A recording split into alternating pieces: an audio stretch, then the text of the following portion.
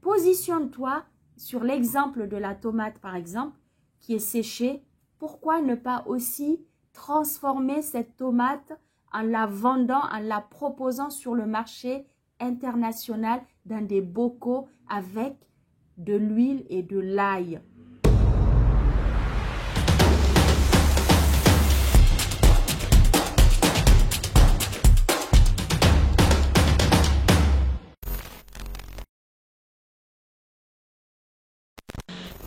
Hello, comment ça va? Bonjour, j'espère que tu vas bien. La soubreaussade. La soubreaussade, je pense que tu sais ce que c'est la soubreaussade. Pourquoi je te parle de la soubreaussade? Parce que ce matin, je surfais sur le net pour chercher comment manger ma soubreaussade.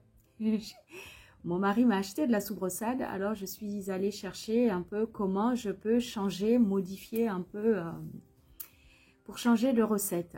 Alors, la soubreaussade, bien évidemment, se mange à l'état tel qu'elle est vendue, hein, tartinée sur un bout de pain avec soit du miel ou juste naturellement manger comme ça avec du pain. Je surfais comme ça sur le net à la recherche de comment préparer ma soubreaussade. Je suis tombée sur une vidéo très intéressante. C'était une chaîne de télé qui a fait venir des chefs cuisiniers. En l'occurrence, Alexandro, un chef espagnol, et aussi une autre chef qui était présente, mais qui vient d'Italie. J'ai écouté avec attention tout ce qu'ils ont expliqué. Je ne vais pas rentrer dans les détails dans cette vidéo, mais ils ont expliqué, parlé un peu de toute cette saveur, tout ce que la soubreaussade, selon la viande avec laquelle, bon, ils ont parlé de la soubreaussade fabriquée avec de la viande de porc, mais vous pouvez le faire, je pense, avec le bœuf ou même l'agneau, mais bien que bon, avec l'agneau, ça va être un... Bon, en tout cas, l'émission que je regardais sur YouTube, c'était concernant la soubreaussade espagnole. Ce chef veut faire connaître cette recette espagnole et italienne aussi en France. Mais c'est la manière dont il expliquait comment c'est fabriqué, quels sont les ingrédients et comment faire attention à chaque étape de cette fabrication, de la production de la soubreaussade. Nous, consommateurs, moi, pour ma part, j'achète et je consomme. On ne pense pas, bon, je fais attention à ce que je mange, mais je ne suis pas au détail près en train de m'imaginer comment le boucher a fabriqué cette soubreaussade. Voilà, mais je fais très attention aux produits du terroir et tous ces produits faits naturellement. Et c'est là-dessus que j'attire votre attention. De la même manière que ce chef a pensé à exporter cette culture espagnole en France, cette variété, cette spécialité espagnole, il veut la faire connaître aux Français. Et c'est ce qui m'amène à faire cette vidéo pour vous parler du pouvoir de la transformation. Le pouvoir de la transformation pour tous ceux qui veulent transformer, lancer un business dans l'agroalimentation, dans l'agroalimentaire. La transformation est la clé de la réussite de votre business. C'est tellement naturel de prendre un produit alimentaire tel que la viande. Ça peut être des fruits et légumes, mais comment amener votre production, si vous êtes agriculteur, à comment amener ce produit à être exporté, comment lui donner une autre valeur ajoutée pour créer une chaîne de valeur. Je tenais vraiment à faire cette vidéo, je veux m'expliquer. Parce que je ne veux pas rester sur mon exemple de la viande, je ne veux pas rester sur l'exemple de la soubresaade. Mais je m'adresse, comme d'habitude, à tous les entrepreneurs qui me suivent sur cette chaîne. Et pour ceux qui me découvrent, je suis Emouna Aïssa, entrepreneur en France.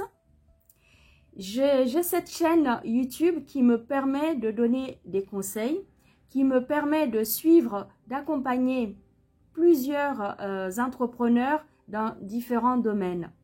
J'interviens vraiment pour booster, donner des conseils et aider tous les chefs d'entreprise à améliorer leur business, à développer leur business, surtout sur la partie de la gestion de leur activité. Donc ce matin, il s'agit vraiment de la force de la transformation. Comment le fait de transformer des produits pour une personne qui décide d'entreprendre dans le domaine agricole, je te donne des astuces dans cette vidéo, des conseils qui vont t'aider non seulement à te décider à te lancer pour la vente des produits alimentaires, mais aussi à adopter cette stratégie de la transformation pour mieux développer, pour externaliser, pour vendre à l'international, pour vraiment toucher d'autres clients que le périmètre local. Voilà un peu l'objectif de cette vidéo. Beaucoup d'entre vous sont des entrepreneurs africains. Je prends donc l'exemple de l'Afrique. Combien de pays africains sont producteurs de viande? Je prends pour le Niger qui produit beaucoup dans le domaine bovin. Mais je vais surtout m'appuyer sur l'exemple de la Côte d'Ivoire sur la volaille. Il y a beaucoup d'éleveurs de volailles en Côte d'Ivoire. Donc, si toi, tu te trouves en Côte d'Ivoire, ou même ça peut être une personne qui habite en France ou dans d'autres pays occidentaux, mais qui est d'origine africaine, tu décides de te lancer dans un business, en l'occurrence celui-là dont je prends l'exemple, tu peux très bien te démarquer des autres entrepreneurs qui élèvent les poulets pour les vendre. Toi, tu peux te positionner dans la transformation. Il existe déjà d'autres entrepreneurs qui transforment en vendant les morceaux dans des barquettes, comme on le voit ici en France dans les supermarchés. La viande, le poulet, il est vendu soit les parties de pilon, soit les ailes à part, mais sous vide dans des barquettes. C'est très bien, ça existe déjà en Côte d'Ivoire. Mais là, je viens de te parler d'une autre forme de transformation. J'ai parlé un peu de la soubresaade. De la même manière, tu peux aussi transformer cette viande de poulet africaine. Tu peux très bien décider de te positionner sur la vente des pâtés. Les pâtés dans des bocaux, sous vide, c'est une préparation, mais ça vaut le coup de transformer cette viande et de mettre dans des bocaux les pâtés de volaille que tu peux vendre sur le marché international. C'est vraiment une astuce, c'est un conseil et je pense que ça peut aider certains qui veulent se lancer dans ce domaine de la vente de volaille. Démarque-toi, démarquez-vous si vous voulez de tous ceux qui sont déjà sur le marché. Décidez d'étudier le marché, d'analyser, de vous pencher un peu sur cette chaîne de valeur pour lancer ce business tout simplement et trouver votre place afin de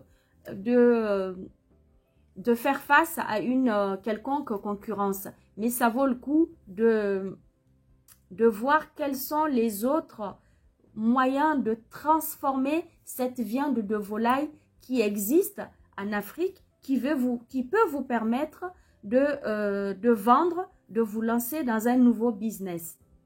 Ou alors juste vous lancer dans le business existant, mais d'utiliser cette force de la transformation pour mieux vendre et pour mieux apporter de la valeur ajoutée à votre business, à votre idée. Toujours dans cette idée de transformation, nous l'avons déjà vu par rapport à la chaîne de valeur du beurre de karité, qui aujourd'hui est un produit qui intéresse beaucoup les Occidentaux, surtout dans tous les laboratoires qui produisent beaucoup de produits cosmétiques, même dans l'alimentation, dans la chaîne alimentaire, le beurre de karité est beaucoup utilisé aux États-Unis, en Europe. Donc, pourquoi pas se pencher aussi sur cette chaîne de valeur, sur ce produit qui est le beurre de karité, un produit pur qu'on trouve en abondance en Afrique de l'Ouest.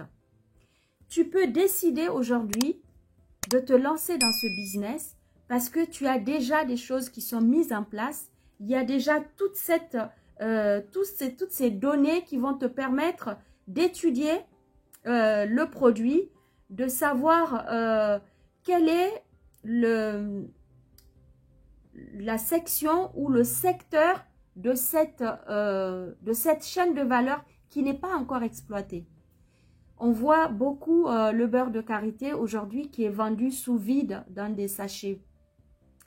On voit le beurre de karité transformé différemment dans nos crèmes ou dans d'autres produits pour le corps, d'autres produits cosmétiques. Mais je suis sûre que si tu pousses un peu la recherche, il y a encore un domaine, toujours dans le secteur de la vente et de la transformation du beurre de karité qui n'est pas encore abordé, qui n'a pas encore été exploité. Donc, je t'invite à te pencher sur ces deux secteurs, la transformation de la volaille en fabriquant des pâtés, en transformant le beurre de karité différemment qu'il existe déjà aujourd'hui. Et moi, ce que je peux te conseiller dans cette vidéo, c'est aussi dans le cadre du beurre de karité. C'est vrai que le marché se trouve à l'international.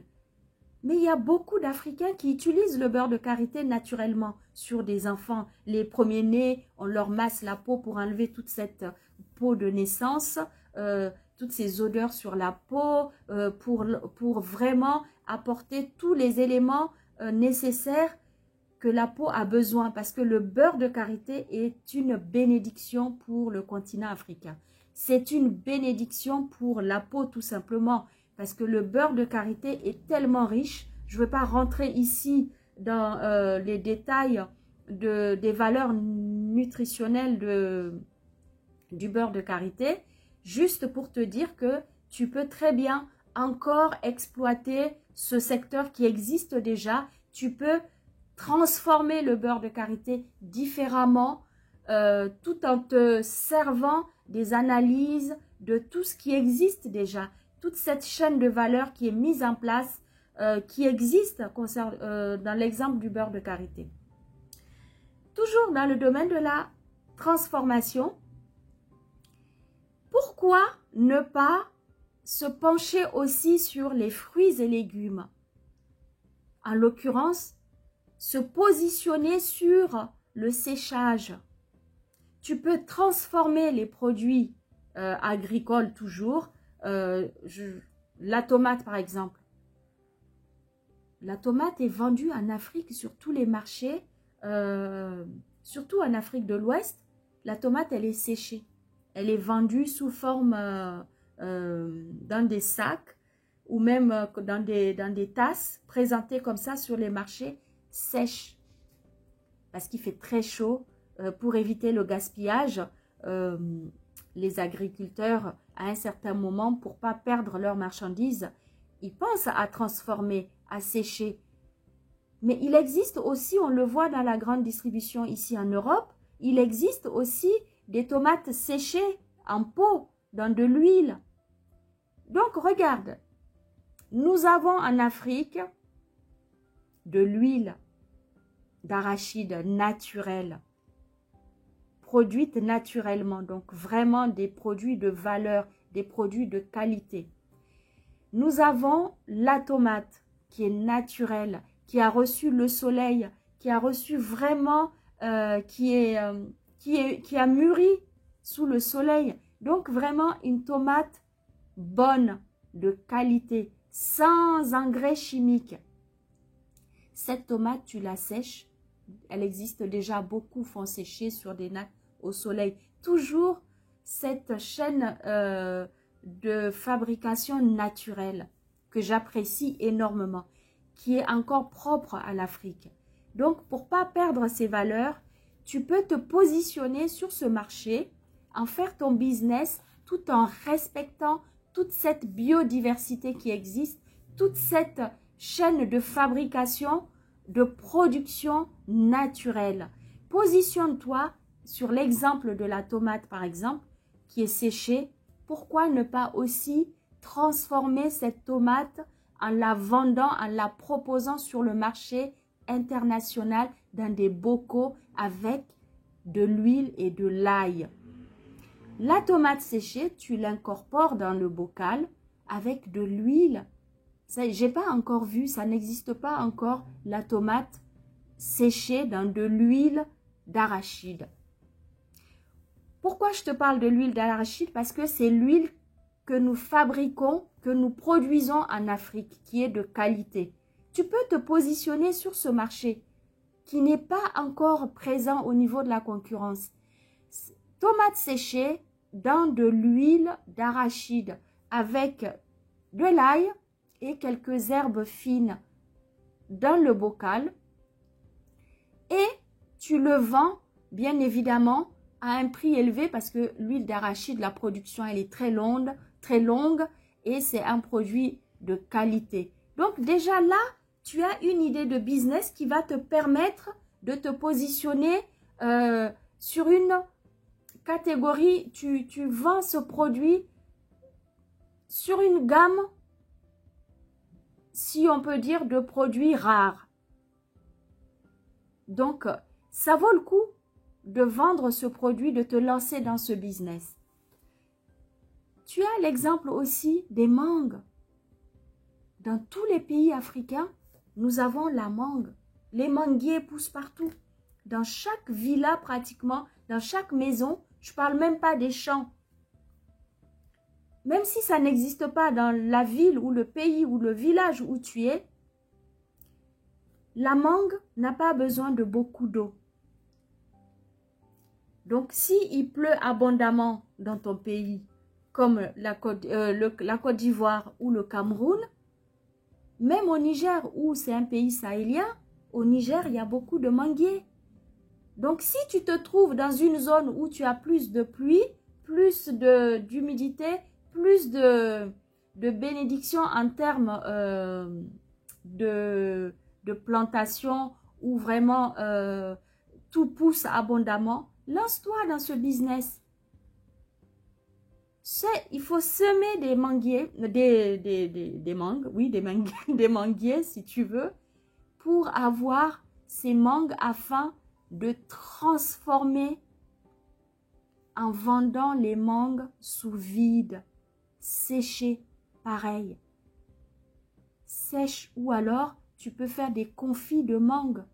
Je reviens toujours à mon histoire des bocaux, parce que les bocaux en verre te permettent vraiment de garder l'aliment, de garder toutes les saveurs des produits, que ce soit des fruits, que ce soit des légumes. Tu peux conserver très longtemps ces produits-là grâce à ces bocaux. Et non seulement tu peux les conserver, mais aussi tu peux les présenter. Le packaging est important pour pouvoir vendre à l'étranger. Cela va te permettre de te positionner à l'international. C'est des produits bio, c'est très à la mode. Sauf qu'en Afrique, c'est vraiment des produits bio. C'est vraiment des produits de qualité. Donc, n'attendez pas que les Occidentaux viennent exploiter ce secteur. viennent transformer nos produits pour mieux les vendre. Et que c'est nous encore qui sommes consommateurs de ces produits-là. Parce que dans la grande distribution, qui achète ces produits, c'est encore nous, Africains, qui sommes dans la diaspora. Parce que c'est des produits de qualité. Donc, pourquoi c'est pas toi, l'entrepreneur africain, qui décide de te positionner sur ce marché? Pourquoi laisser la place à une autre grande industrie européenne, américaine ou chinoise venir exploiter ce secteur? Donc, ne néglige pas la transformation. C'est la clé pour vendre à l'international, pour mieux vendre et ainsi te positionner différemment et apporter de la valeur ajoutée dans ton business. Ne néglige pas ces secteurs, ce secteur d'agriculture qui va te permettre non seulement de produire des produits de qualité, mais de faire de la transformation de tes produits, mais transformer différemment, intelligemment, pour impacter, pour être celui qui va faire connaître les produits de ton village, les produits de ton pays, les produits de ton continent. Ne laisse pas cette opportunité à d'autres étrangers sous prétexte que tu n'as pas le capital pour te lancer, sous prétexte que tu n'as pas les moyens. Aujourd'hui, l'Afrique, grâce à Dieu, il y a de la place. Nous avons des espaces qui ne sont pas encore exploités. Donc, lance-toi. Négocie un bout de terre. Si tu es en Côte d'Ivoire, le mètre carré, enfin l'hectare est encore abordable. Si tu n'as pas les moyens d'acheter, une astuce, un conseil, tu peux très bien demander à ton voisin qui lui possède les terres de trouver un deal. Cela va te permettre, toi, d'exploiter ces terres, d'exploiter les champs à sa place et de lui reverser une commission. C'est aussi un moyen de te lancer sans avoir forcément tous les moyens financiers. Et ainsi de suite, tu lances ton petit business. Ça vaut vraiment le coup que tu écoutes cette vidéo, que tu la réécoutes et que tu ailles jusqu'au bout de cette vidéo pour avoir vraiment ces conseils et les mettre en pratique.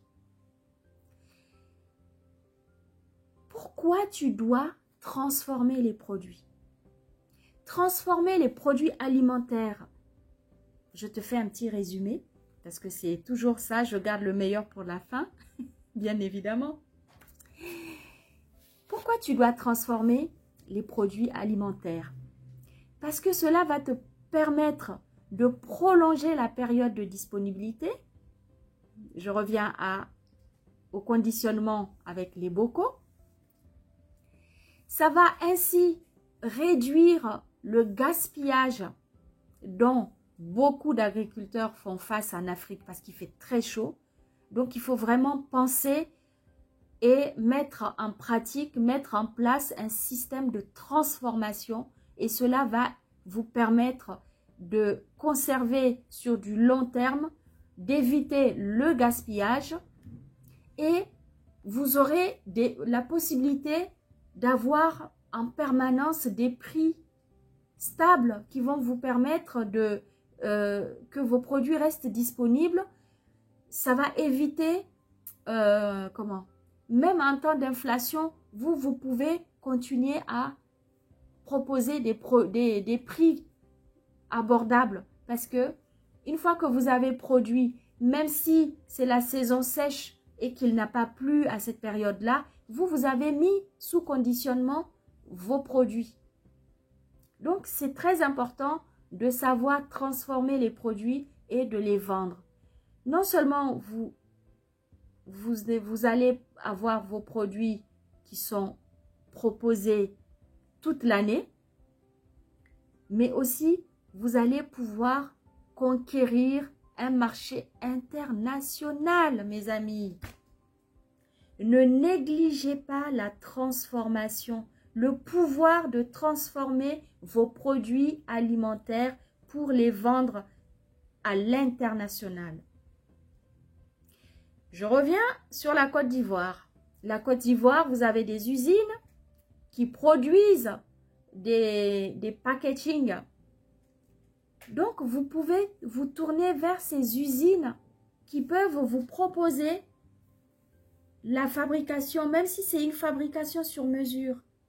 En fait, toutes ces idées, tous ces petits conseils, c'est pour attirer votre attention que nous avons tous les outils en Afrique pour nous-mêmes nous aider pour le développement économique du continent. Nous pouvons chacun à notre niveau contribuer au développement économique du continent. Vous n'avez pas besoin d'aller chercher une main-d'œuvre à l'étranger, non. Vous n'avez pas besoin d'aller chercher la connaissance ou le savoir à l'étranger. Aujourd'hui, nous pouvons mettre en place des choses, même si c'est à notre niveau, une fabrication artisanale traditionnelle, ça fonctionne quand même. Tout dépend de la manière et de l'approche que vous avez, ce que vous voulez faire de ce produit.